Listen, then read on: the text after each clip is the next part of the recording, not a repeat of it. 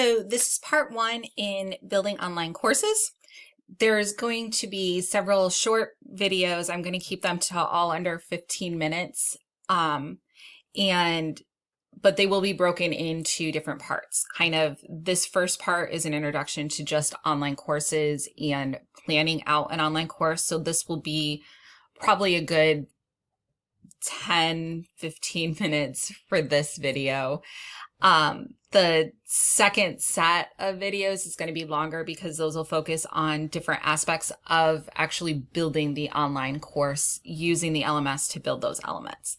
And then the third section of this training is on actually managing that online course, interacting with students, pulling all those pre-built things together and actually using them to teach the course. So in planning out the course, the first thing you're going to want to do is review the faculty instructional handbook that has a ton of information in it. All of this is linked in this presentation and provided for you. You'll want to submit a build request. This will give you a course shell ahead of the time that a course would actually be offered so that all of the course content will be loaded, built, ready to go when the course is offered for students. This helps to ensure that in the case of an emergency or something happening, that the course can go on. It also makes sure that during the term, the actual teaching of the course, your focus isn't split on having to provide content and having to teach the course. You can focus fully on teaching the course. The kind of other reason for any of that is sometimes you'll want to allow a student to work ahead for one reason or another, whether it's a planned trip that they have coming up and they need to work ahead. Having the course pre-built ensures that those kinds of things that need to happen are able to happen without having to rush loading content just for that one student and then something being missed.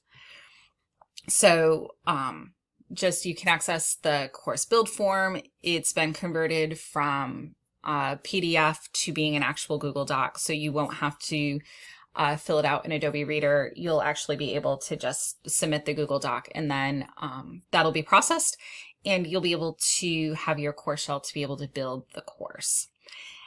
And now the fun part, actually designing the course. And the course build process is definitely planning out strategy, thinking through things, putting it down on paper or, in a spreadsheet before actually loading content into the LMS. This ensures that, you have everything figured out of where the course is going, what needs to happen. You're building a general roadmap, overview, the high up strategies that are needed, breaking that into unit plans, and then adding all of that scaffolding, all of those activities and support resources and things that students need to actually successfully navigate not only the course, but the content and really engage in the learning process. And you can read this, but there's kind of three guiding principles in all of this planning out for the course. Not only does it help you kind of formulate your syllabus, but also as you're thinking about what to do in the online course, think about, what activities are you building in that have students do most of the work?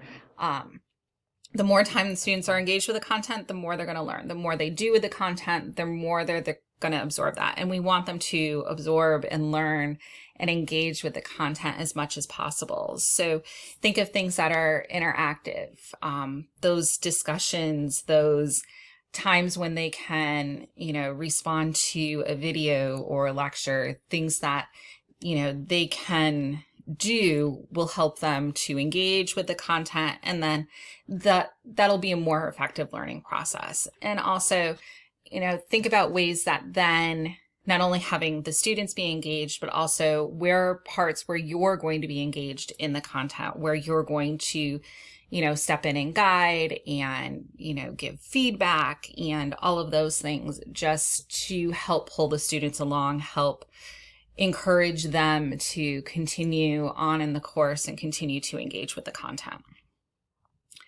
So this is a general idea of how to kind of plan out high level the course. You have your learning objectives, you know what this course is going to teach, but then you want to break those down into chunks. Our courses tend to be 14 weeks. You can divide your course into 14 weeks, or you could do 7 units, 7 lessons.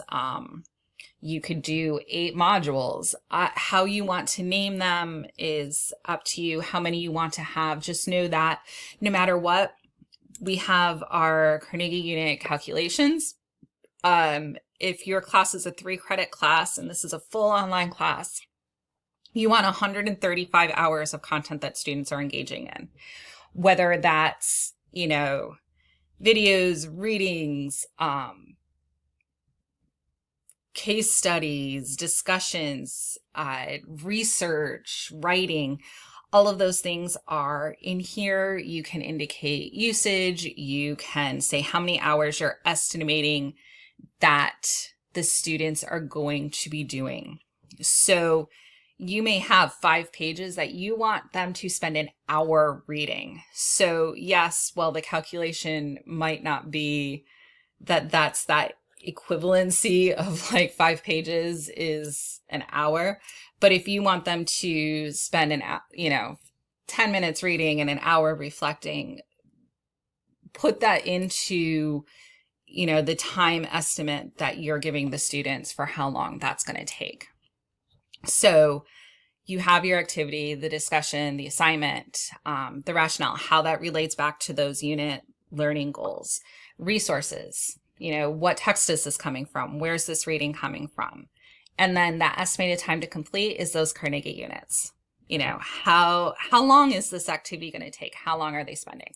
And by the end of your course planning, you should have 135 hours. If you don't have 135 hours, go back through, see where something might take a little bit more time or where there might need to be something added in as something for students to do.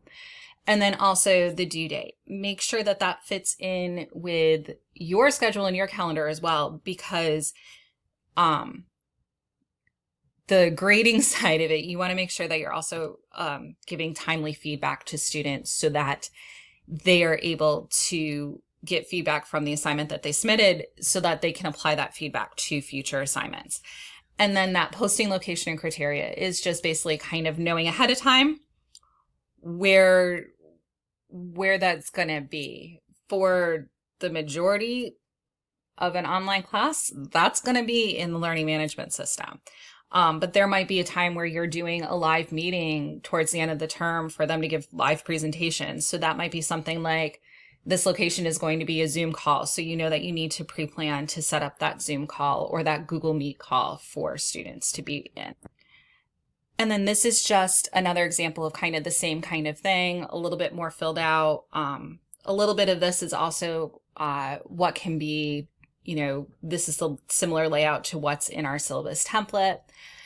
But on the flip side of that too, after you've taught the class once, you can then go through and kind of look at this plan and then see if there were any student issues so that you can go back in and edit something because there was a common question that was asked. So maybe a direction wasn't clear.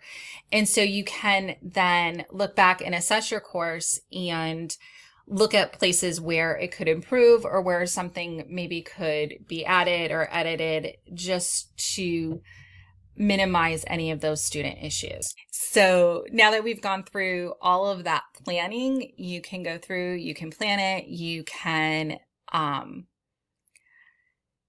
build out your syllabus, keeping in mind all of these things. And you are now ready, once all this is done, to actually build all of the content now onto our learning management system. And so the next several videos are going to cover actually the training for the learning management system and putting all of that content online.